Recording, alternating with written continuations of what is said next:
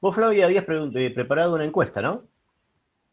Habíamos preparado una encuesta y básicamente lo que queremos saber es nuestra audiencia si tienen algún bono elegible para participar en el canje, ¿no? Si lo tienen Ok, por las dudas, en el portafolio. claro, los elegibles. Los del bono del canje 2005, los bonos del canje 2010, en moneda extranjera, los pares, los discount, 2016. y los famosos globales o bonos O los internacionales. Sí, los Claro. Macri bonos, los bonos internacionales de la República Argentina, y el que seguro que no tiene nadie, que es el BIRAF, el bono en franco suizo, que encima es el único que tiene vencimiento de capital este año. Ok. Bueno, a ver, por lo que estamos viendo, 77, bueno, 76, por ahí andan, no lo tienen, solamente un cuarto, digamos, lo tiene. Vamos. Bueno, la mayoría de los que tenían esos, que los tenían en Argentina, digamos, en caja de valores, fueron los que entraron, digamos, fueron los que nutrieron en buena parte el bajo porcentaje que supuestamente alcanzó el canje, digamos. Ahora, Y una tenemos pregunta. también, me parece, por las preguntas que van haciendo en el chat, muchos que tienen bonos emitidos en dólares, pero ley local. Correcto. Entonces, por ahí viene la preocupación también, ¿no? Claro. Por lo que decías Sí. recién. Sí, ahí están preguntando por el 24 y demás. Igual, perdón, antes de pasar a la ley local, una última, hagamos de la ley de los bonos del canje y pasamos a estos. Hay algunos clientes, algunos de los participantes en este que se ve que ya entraron y nos están preguntando, si yo ya entré y soy el único que entré, digámoslo así, hay 5%, 10% de aceptación.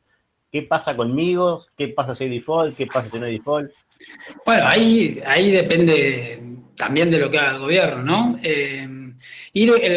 A ver, no es lo mismo para el gobierno ir un default con un muy bajo porcentaje de aceptación, digamos, que sería un hard default, donde deja a la mayoría de los tenedores afuera, que sería como si hubiera decidido ir al default el pasado lunes, que ir mejorar un poco la oferta y ir a un default con un mayor porcentaje adentro, entonces que sea un default más suave, digamos, que deje un porcentaje menor de los, o no tan grande de los acreedores afuera. Obviamente, si el gobierno decide mejorar la oferta, los que entraron van a recibir. De hecho, una de las cosas que tiene la oferta es eso, tiene una cláusula rufo cortita para lo que son los juicios y además tiene bonos que si vos no entrás, que son los bonos por los que vas quedando llegando por descarte, por el orden de prelación, digamos, en el acceso a los bonos, te quedás sin cláusula de rufo, digamos.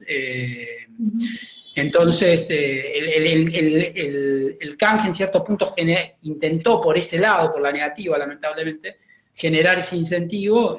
Lo logró en los locales, no lo logró en los tenedores extranjeros, digamos, que se sintieron más seguros. Pero si el gobierno mejora la oferta, el que entró va a recibir la mejora. Ok, claro, perfecto. Sobre todo porque por el porcentaje en el que entró se quedaron con los bonos que tienen la cláusula en cuestión, además.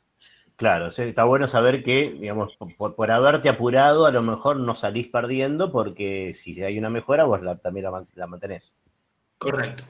Bien, y de paso, digo, todavía hay una semana para hacer de los que entraron, si todavía no entraron ni quieren hacerlo.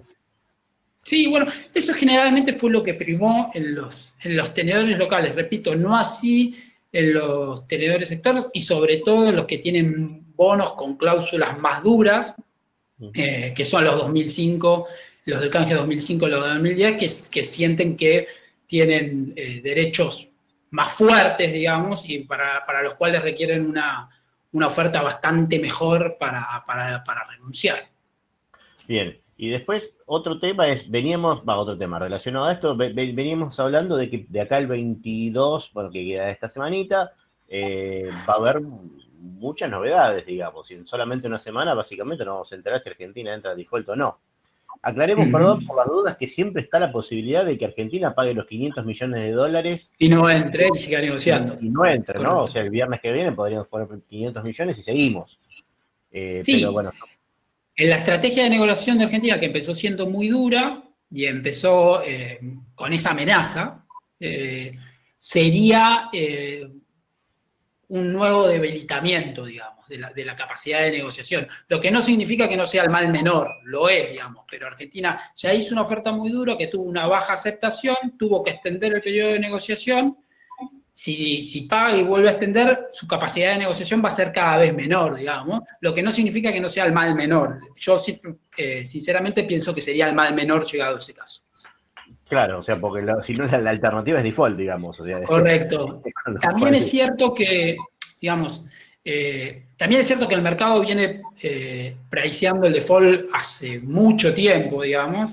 Ya empezó, venía, digamos, los bonos argentinos venían sufriendo y después de las PASO empezaron a apreciar en forma cada vez más violenta con cada declaración y con cada definición el default. Es cierto que, digamos, vos tenés más, que hay el retorno, no el riesgo.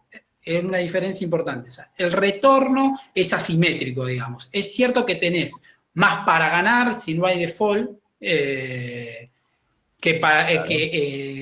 es cierto que el riesgo también es mayor, digamos. O sea, lo que es asimétrico es el payoff, digamos, el retorno, digamos. Lo que no significa que no tenga costos el default, tanto para un inversor como para la macro argentina, que ya viene muy golpeada, porque además, bueno, de confirmar el escenario de default que ya viene siendo descontado hace muchos meses, también te confirma cuestiones respecto si vos decís, digamos, que lo racional sería evitar el default y que la macro argentina está en una situación muy delicada donde no hay que sumar más shocks, que el gobierno decide ir al default sin mejorar, por ejemplo, la oferta en forma significativa, sería una confirmación negativa no solo por el default en sí mismo, sino por lo que te dice del ejercicio del hacedor de política económica, de cómo decide el hacedor de política económica. Entonces, eso no quiere decir que ahí no podría haber una destrucción de valor adicional o un impacto considerable adicional en las expectativas y en la macro. Pero sí es cierto que, de hecho, se ve, digamos, con cada pequeña cosita positiva, los precios reaccionan desde valores muy bajos, pero reaccionan en forma significativa al alza, digamos, muestran esa capacidad de subir. De hecho, algunos se preguntaban por qué si la oferta fue rechazada, los bonos empezaron a subir. Bueno, ya desde ayer esa suba se empezó a cortar, digamos, pero tiene que ver con eso, digamos. Era una oferta muy, muy dura, muy intransigente, que fue rechazada de forma contundente y ante ese rechazo el gobierno abrió una instancia nueva de negociación. Y eso generó una recuperación interesante en el precio de los bonos, que no lo sacó de precio de default, pero sí generó una suba interesante y mostró esa capacidad de lo que hablamos, de que es cierto que es asimétrico el retorno en caso de que no se produzca finalmente el escenario de default, porque está muy incorporado en expectativas y en precios. Claro, sí, ya está prácticamente descontado. Y una de las cosas, o varias preguntas que recibimos, iban todos a un tema que era, estoy preocupado, digamos, ¿no? O sea, cómo me cuido, cómo cuido mi capital, cómo cuido mis ahorros. Entonces, pensando en que estamos a una semana prácticamente de la fecha límite de la negociación, que es el 22. O sea, ¿vos qué harías con tu portafolio? ¿Cómo estarías posicionado esperando el 22, digamos? ¿Qué harías? ¿Qué tendrías en tu portafolio el día 22? Por lo que acabo de decir, que tiene un riesgo considerable, habría que tener una porción del portafolio apostada a que sale bien, digamos. Y ahí no necesariamente son los bonos, digamos. Las acciones argentinas vienen muy golpeadas y en un escenario positivo también tendrían una suba, uno espera que tuvieran una suba considerable, al menos de corto plazo, digamos, siempre y cuando no se produzca el default, obviamente. No solo son bonos, digamos. Pero sin duda, digamos, la incertidumbre es elevada y en estos contextos muchas veces se subestima la liquidez, digamos. La liquidez, habría que tener una porción considerable del portafolio líquido y después sí tener una parte posicionada o en bonos o en acciones, o en bonos y en acciones, esperando una resolución positiva, o al menos que no se dé la negativa, lo que ya te podría aportar algunos rendimientos de corto plazo, digamos. Claro. No que se resuelva, pero que no haya default y que se siga negociando, por lo que hablábamos antes. Eso también ayuda, eso también puede dar aire tanto a las acciones como a los bonos. De hecho, uno esperaría que los dé, no es que puede. Y una porción no considerable, pero significativa, como marca el nivel de incertidumbre líquida. Y otra parte, en estos contextos donde tanta liquidez y las tasas en pesos están por el piso, bueno ser. Genial. Qué bueno que nombraste inversión.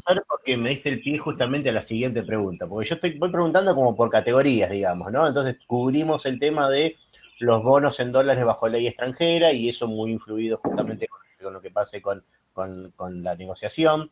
Por otro lado, hablamos de los bonos también en dólares bajo ley local, como la 24, DICA o 20, etcétera, que ya nos diste tu opinión, que dijiste, bueno, es bastante negativo porque sería como la variable de ajuste.